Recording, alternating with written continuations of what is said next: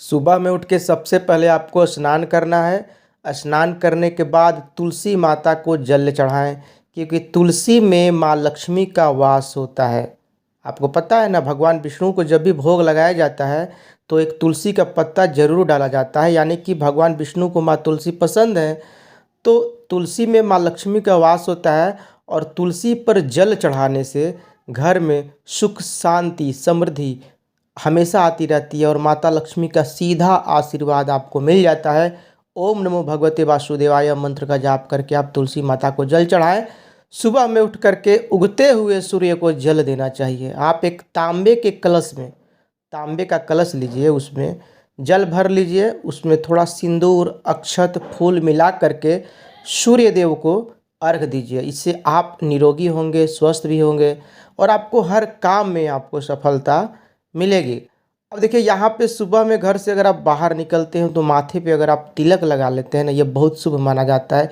Negative energy आपके पास फटकती भी नहीं है, और इससे हमेशा मन तरोताज़ा रहता है। आप तिलक चंदन से भी कर सकते हैं, हल्दी या कुमकुम से। तिलक शुभ का प्रतीक होता है।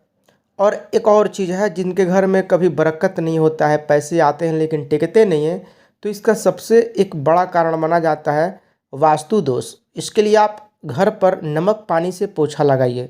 नमक जो होता है ना, उसको काम करना है कि आप जो पानी से पोछा लगा रहे हैं उसमें थोड़ा सा नमक मिला दीजिए, हल्का सा नमक डाल करके, और उससे पोछा लगा दीजिए। इससे होता क्या है कि घर में जो नकारात्मक ऊर्जा है वो प्रवेश नहीं कर पाती है। नकारात्मक ऊर्जा मतलब जो आसुरी शक्ति होती है, जो आत्माएं होती है, वो प्रवेश नहीं करती हैं, जिसके वजह से ये लोग भी बहुत ज़्यादा कष्ट करते हैं, और इनके वजह से घर में गरीबी बनी रहती है। कितना भी लोग कमाते हैं वो संस बरकत नहीं हो पाता है। तो ये सब सारे उपाय कीजिए। सुबह में अपने मुख्य द्वार को जल से पानी से धो दीजिए, और शाम को एक दीपक जला दीजिए। और एक और बात है, शाम को घर में झाड़ू नहीं लगाना चाहिए। यह भी एक बहुत बड़ा गलती बहुत लोग करते हैं।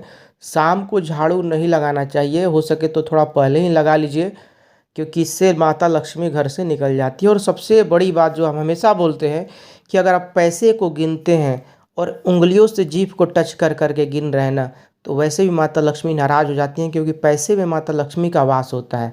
और धन संपत्ति अगर आपको चाहिए तो माँ लक्ष्मी को प्रसन्न करना बहुत ज़रूरी है।